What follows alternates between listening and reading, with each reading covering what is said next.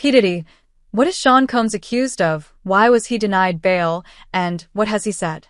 The Bad Boy Records founder has denied all charges against him after being arrested.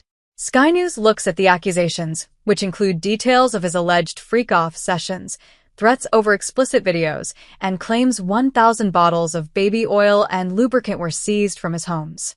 Sean Combs, also known as P. Diddy and Puff Daddy, has been refused bail after pleading not guilty to 3 felony counts. The charges come after the rapper and music mogul was arrested at a hotel in New York on Monday, September 16th.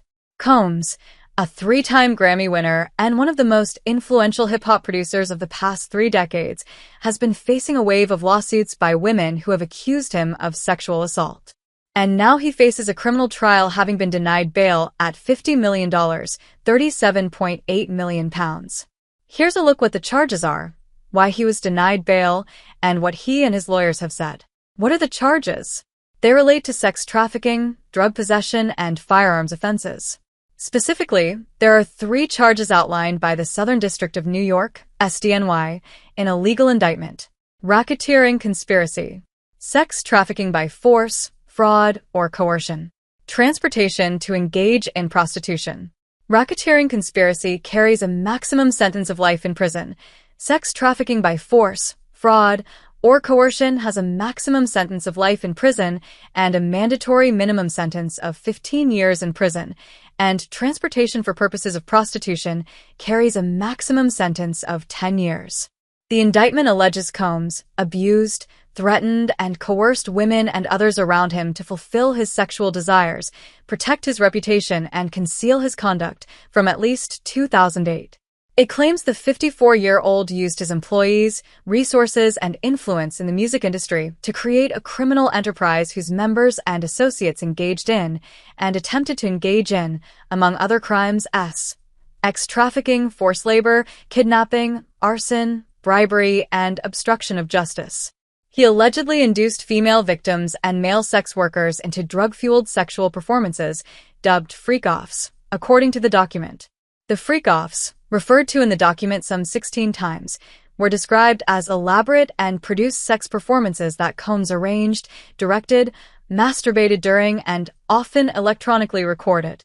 Prosecutors allege victims were given controlled substances during the sometimes days-long events to keep them obedient and compliant, and Combs subjected them to physical, emotional, and verbal abuse to get them to engage. It said Combs and his victims were so exhausted after the sessions, which sometimes lasted days at a time, that they typically received 4 fluids to recover from the physical exertion and drug use. Around 1,000 bottles of baby oil and lubricant were seized from Combs' homes in Miami and Los Angeles when they were raided in March, the indictment added.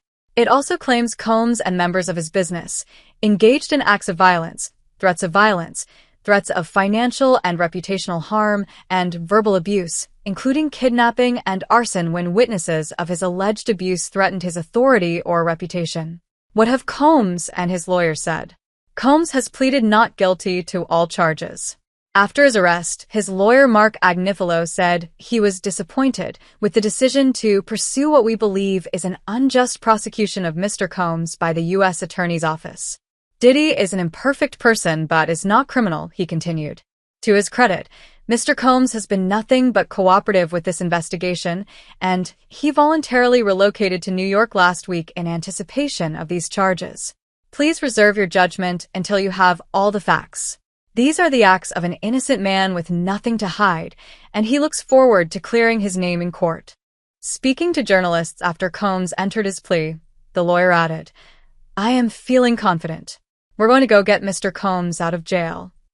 A statement from lawyers representing some of those who have made accusations against Combs said the long-awaited arrest is the first step for our clients receiving justice. The evidence is very clear, and it was only a matter of time, the statement from lawyers Rodney Diggs and Tyrone Blackburn read. This is an important step towards justice for all of Mr. Combs' victims, including my clients. Justice will prevail.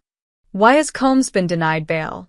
Combs' lawyers offered a $50 million, £37.8 million, bail package in exchange for his release to home detention with GPS monitoring and strict limitations on who could visit him.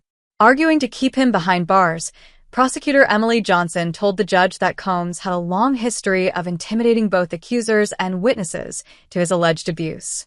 Ms. Johnson cited text messages from women who said Combs forced them into the freak-offs and then threatened to leak explicit videos of them engaging in sexual acts.